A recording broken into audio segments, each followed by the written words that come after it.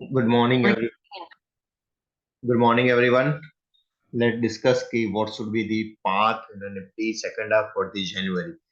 Last time जब हमने discuss किया था, we were expecting rainbow move between 18,300 and 17,800, right? Markets did nothing but stand range bound. Whips दोनों side का मिला, but it neither break on a closing base 17,800 and 18,300. इस लो के बाद somewhere here I have already place my alternately on my Telegram channel. Refer करने को बोला था वो इसलिए था क्योंकि लार्जर टाइम का तो ठीक है, बस स्मॉलर टाइम फ्रेम पर हम कौन से अकाउंट को फॉलो कर रहे हैं and what should be the update on the count. Okay, count वापस से जल्दी रिव्यू कर लेते हैं। This was 1 2 3 4 5। यहाँ पर बहुत सारी क्वेरीज आई थी, सर 1 और 4 ओवरलैप कर रहा है, तो बीइंग अ डायगोनल, डायगोनल हमेशा 1 और 5 में दिखाई देते हैं, और डायगोनल है तो वे 1 और 4 का ओवरलैप करना लाजमी है। दूसरी क्वेरी ये थी, सर यहाँ तो 3 1 से छोटा है, तो यह क्या ये इनवैलिड नहीं हो गया? तो रूल ये है कि 3 तीनों वेव में सबसे छोटा नहीं हो सकता, मतलब 1 3 और 5 तीन में सबसे छोटा नहीं हो सकता। उसका सीधा मतलब होगा कि वेव 5 है वो वेव 3 ने जितना पॉइंट लिया है उससे कम ही लेगा। अगर ये 3 से उससे ज्यादा ले लेता है तो we have to review this count, but तब तक we are following this count only. Okay, तो वेव 1 लार्जेस्ट है, फाइन, नो प्रॉब्लम। वेव 3 उससे छोटा है, नो प्रॉब्लम, बट वेव 5 उससे बड़ा नहीं होना चाहिए। तो वेव 5 कहाँ तक जा सकता है ऑलरेडी मैंने पोस्ट कर लिया, फिर भी वापस से हम रिव्यू कर लेते हैं कि वेव 5 की मिनिमम रिक्वायरमेंट है वो है 38% from the low of wave 4, and that is somewhere around 17,000, sorry, 19,173, and it can go all the way till 19,609। इस रेंज में कहीं पर भी टर्मिनेट हो सकता है। अभी हम 20,000 नहीं ले रहे, उसका एक ही रीजन है, because we have to check कि वो 3 से बड़ा नहीं हो सकता। तो के वेव 5 की मैक्सिमम लिमिट है 19,900, उसके ऊपर नहीं जा सकता। But I am not looking for this target, I repeat, I am not looking for this target at the moment. वो बाद में सोचेंगे, लेकिन अभी उससे पहले सोचने की कोई जरूरत नहीं है। तो ये बात हो गई लार्जर टाइम फ्रेम की, जिसकी अहमियत सिर्फ और सिर्फ पोर्टफोलियो मेकिंग के लिए है, बाकी उसकी कोई अहमियत नहीं है। अपना सारा दारोमदार है नेक्स्ट 15 दिन का कि क्या हमने वेव 4 खत्म कर लिया है। तो वेव 4 कैसे प्रोग्रेस हो रहा था वो हमें जानना होगा। काउंट मैंने ऑलरेडी पोस्ट कर दिया, बट फिर भी let's me put it on a simpler way. Wave 4 हम डेली पर मार्क कर रहे हैं, तो we have to move on hourly chart to mark the inner wave of wave 4. This was W, X, again ABC, Y, again wave X, and again ABC, Y। तो क्या ये खत्म हो गया? तो कल एक थोड़ा सा उसने हिंट दिया था, जैसे ये ब्रेक किया कि मार्केट इस मूव का 62% रिट्रेसमेंट करने जा रहा है, जो उसने ऑलरेडी कल अचीव कर लिया। करेक्ट, हाई एग्जैक्टली 62% पर है। नाउ इसकी कंफर्मेशन कैसे आएगी? जैसे हम इस हाई के ऊपर चलना स्टार्ट कर लेते हैं, वीकेंड से हमने वेव 4 खत्म कर लिया है and we are heading towards the wave 5। पहली बात। दूसरी बात, इसको हम निकाल ले और सिंपल टेक्निकल में जाए, and we have to make a channel like this, जिसको निफ्टी अभी तक रिस्पेक्ट करते आ रहा है। तो मेक और ब्रेक लेवल कौन सा हो जाएगा? मेक और ब्रेक लेवल हो जाएगा अपना 18,016। अगर इसके ऊपर चलना स्टार्ट कर लेते हैं एंड सस्टेन करते हैं, देन यस, ऊपर के सारे लेवल खुल जाएंगे। What should be the levels for?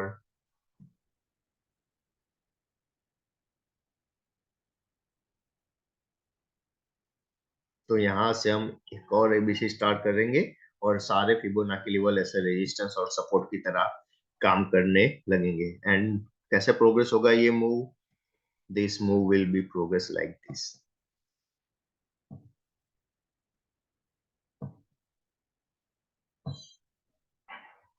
ये एक एबीसी की तरह मूव कर सकता है। Late me put it better way.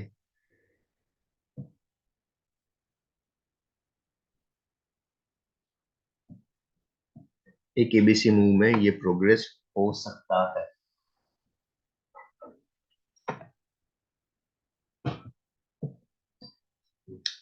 तो ये बात हमें ध्यान में रखनी होगी। Now let's give us a daily chart. थोड़ा लिंजर बैंड का भी व्यू ले लेते हैं क्या है। बट एक बात याद रखना, ये मैंने ऑलरेडी बोल दिया ये कब एक्टिव होगा एंड उसके बाद हमें क्या चीज ध्यान में रखनी है। तो जैसे ही हम अपर बैंड के ऊपर चलना स्टार्ट कर लेते हैं, हमारा मिनिमम टारगेट हो, सॉरी मिडल बैंड के ऊपर चलना स्टार्ट कर लेते हैं, हमारा मिनिमम टारगेट होगा 18,400 से लेकर 350 के बीच में। कहीं पर भी हम बहुत आसानी से जा सकते हैं। If you remember, we have put our wave one like this. हमने यहाँ कहीं पर रखा था।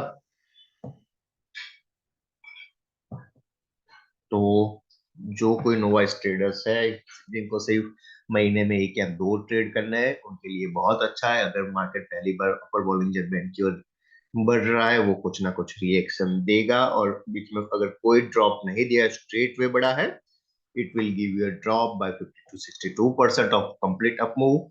और उसके बाद फिर वो अपर बॉलिंजर बैंड के साथ चलना स्टार्ट कर देगा। ठीक है, लाइक दिस। यहाँ पर उसने मिडल पर रिव्यू रिएक्शन दे दिया तो अपर पर कोई रिएक्शन नहीं आया। बट यहाँ पर मिडल पर वो एक ब्रेकडाउन नहीं हुआ था। अपर तक गया, अपर से middle Bollinger band and then it's just run with the upper Bollinger band. Same way there is a good possibility कि अगर डायरेक्टली हम अपर बॉलिंजर बैंड पर जा रहे हैं यहाँ से, it will go to middle Bollinger band. ये ड्रॉप आप ले सकते हो and then it will come to wave C up. तो दूसरा क्वेश्चन होगा कि ये मूव कितने टाइम में खत्म हो सकता है। ओके, उसके लिए हमें ज्ञान की हेल्प लेनी पड़ेगी। ये वीडियो बहुत कॉम्पैक्ट रख रहा हूँ मैं, ज्यादा एजुकेशन स्टफ नहीं है, बट जो भी है वो बहुत बहुत बहुत अहमियत रखेंगे। आपकी पूरी लाइफ, ट्रेडिंग लाइफ इसके ऊपर चल सकती है। और दूसरी बात कि why I was not standing much bearish, because on a weekly time frame हमने किसी भी दिन इसके नीचे 30 पॉइंट का क्लोज नहीं दिया था। हम जा तो रहे थे 800 के नीचे, वापस से बाउंस। और इवन आप अवरली चार्ट पर देखे,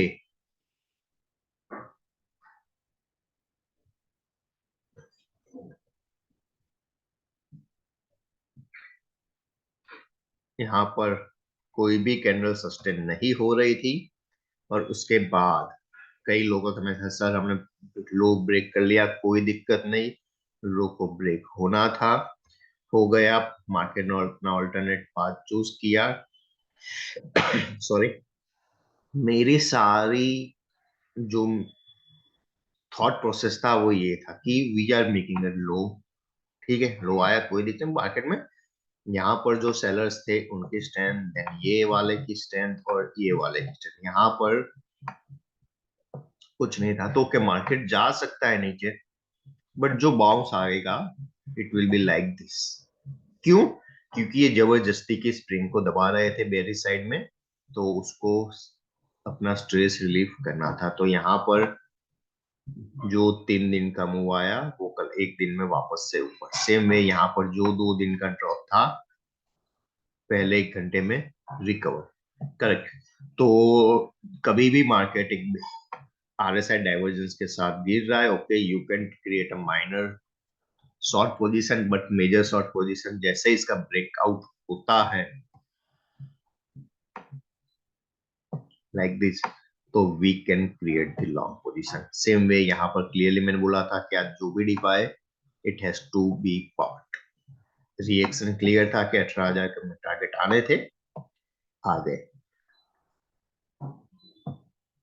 तो this was the reason I was not much on a bearish side this days. Now वापस अपने क्वेश्चन पर आते हैं कि अगर एबीसी में ऊपर जा रहा है तो ये कहां तक जा सकता है। तो उसके लिए हमें क्या करना होगा, उसके लिए हमें मदद लेनी होगी ज्ञान की टाइम साइकिल की। पहली बात की कल परसों 12 जनवरी वो एक सिग्निफिकेंट साइकिल डेट था, वहां पर प्रीवियसली निफ्टी ने बहुत मेजर टॉप्स एंड बॉटम्स दिए थे और वहां से 10% का मूव तक दिया हुआ है। ठीक है, तो क्या सपोर्ट थे उस दिन के साइकिल के। तो सपोर्ट लेवल था उस दिन का, लेट मी पुट इट, 17,791। मैं हमेशा 30 पॉइंट का बफर रखता हूँ।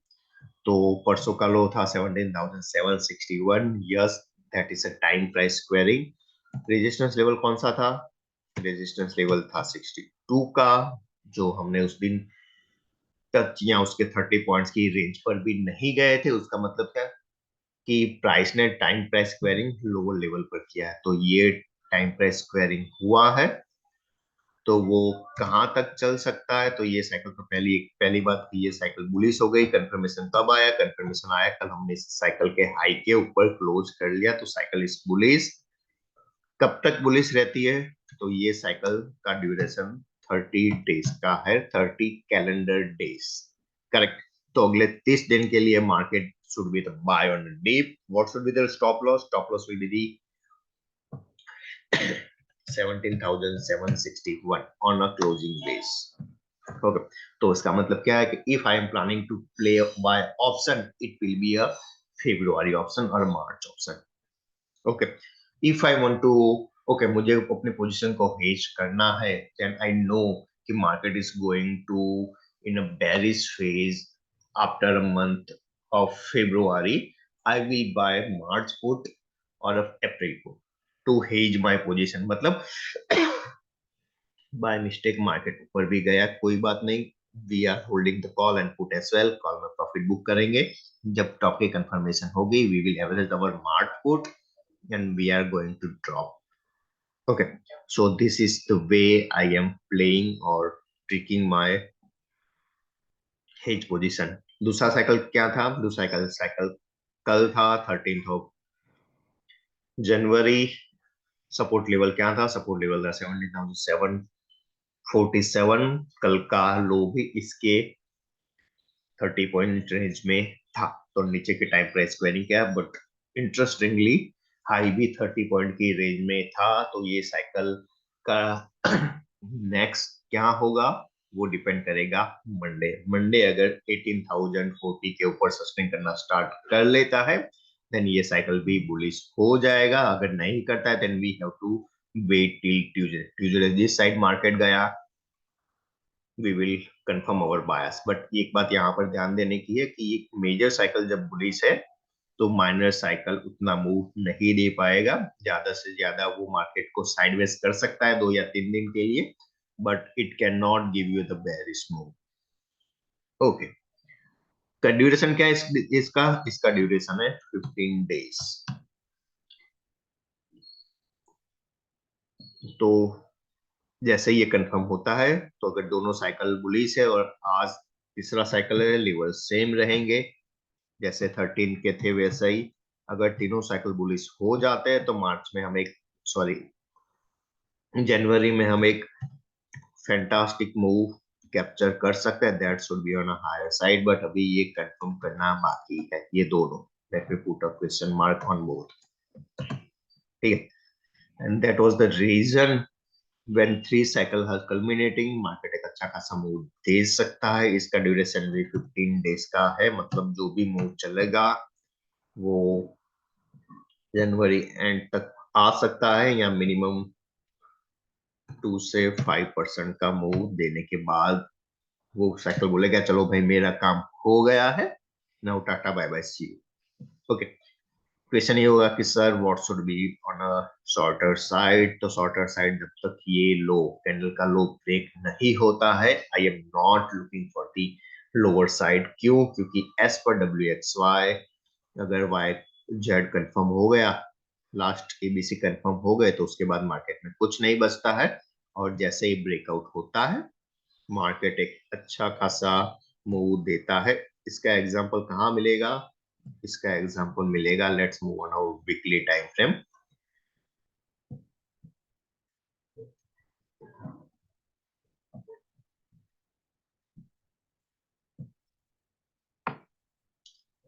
This was the triple correction. यहाँ पर भी सेम व्यू था हमारा, W X Y X and Z. तो उसके बाद यू नो कि कैसी शार्प रैली हमने मार्केट में हमने देखी थी, वैसे ही शार्प रैली पॉसिबल है यहाँ भी हम देखे। And now this is on a daily time frame. तो इसका ड्यूरेशन और इसका ड्यूरेशन नोट करके you can plan a trade on a daily time frame. एक हिंट दिया है, उसके ऊपर आपको काम करना होगा। मतलब जितने टाइम में गिरे थे ऑन अ जेड वेव उतने ही टाइम में हमने उसको रिट्रेस करा है। Okay, with this message time for standard disclaimer. हमने जो भी डिस्कस किया है that is for educational purpose only. आपको इसके ऊपर ट्रेड लेने की कोई जरूरत नहीं है। Thank you.